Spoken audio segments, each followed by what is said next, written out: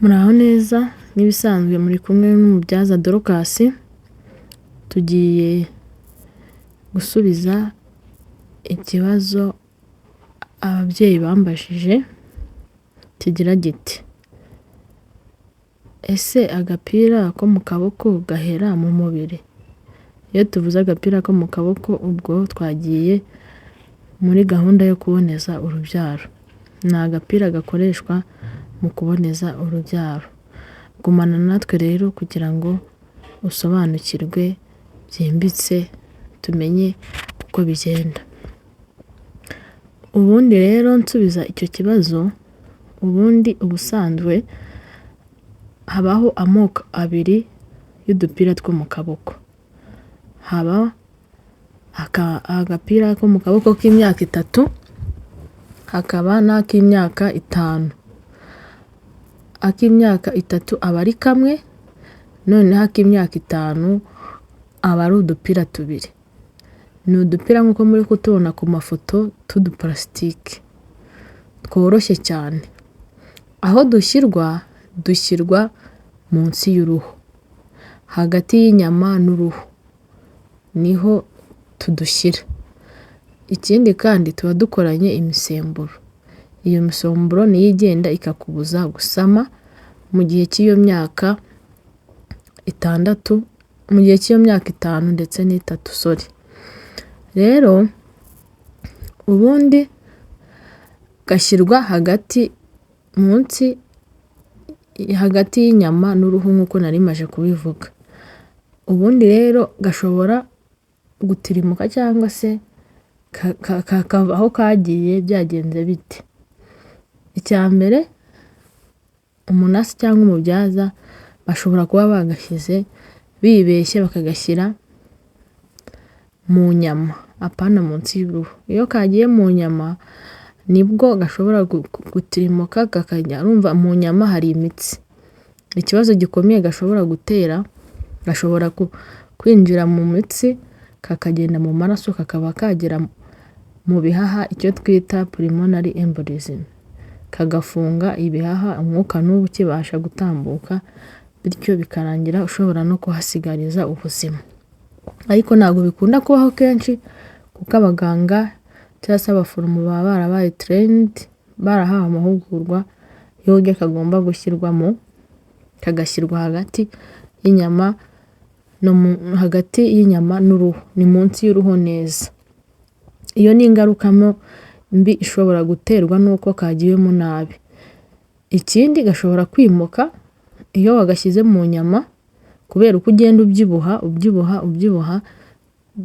cyane cyane ko abantu benshi banagashyiramo bamaze kubyara, bakagenda bakonsa, bakanywa ibikoma, bakabyibuha. Iyo kagiyemo kakajya munsi mu nyama, kugira ngo kajye munsi y'uruhu, karamuvinga, karagenda uko ugenda ubyibuha, kakaba wagasanga ahandi. Hari ibintu rero ugomba gukora cyangwa kwitaho kugira ngo twirinde ibyo byose.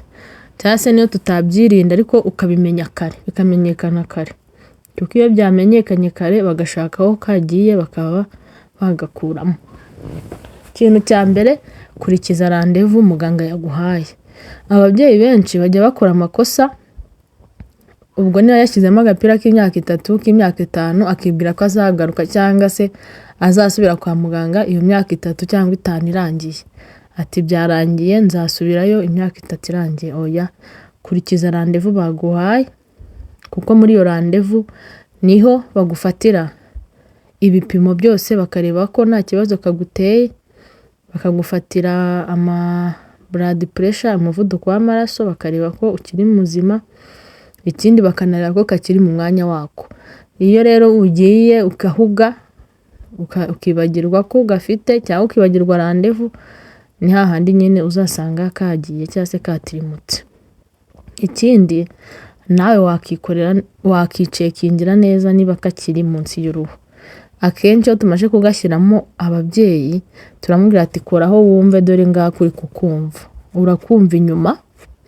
Niyo mpamvu rero kurikiza randevu muganga yaguhaye, kandi nawe ujye uhora wibuka, uteraho akajisho, wikorereho wumve ko kakirimo neza, katazagenda kandi ari ibintu nawe wari kwikorera.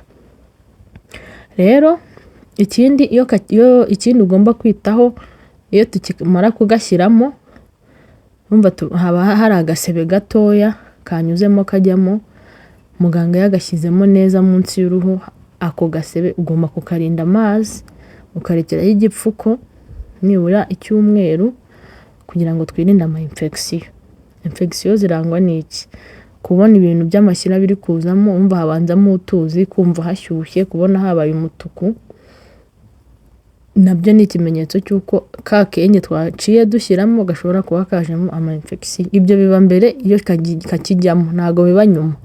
Ntabwo gashobora gutera infection haramaje gukira. Oya, iyo kakijyamo hakiri ka gasebe nibwo nyine wumva ko ama infection yazamo. Rero icy'ingenzi ni uko ugomba gucekinga wowe ukireba, ukikoreraho, kaba k'imyaka 3 kamwe, kaba k'imyaka 5 tubiri, twose ukumva ko tukiri mu mwanya watwo, tutatirimutse. Nk'uko watwumvaga munsi y'uruhu ukamenya ko ariho tukiri, tutagiye mu nyama cyangwa se mu bihaha nk'uko twabivuze, kigateza cya kibazo gikomeye cya pulmonary embolism gituma utabasha guhumeka neza, ukaba wahasiga ubuzima.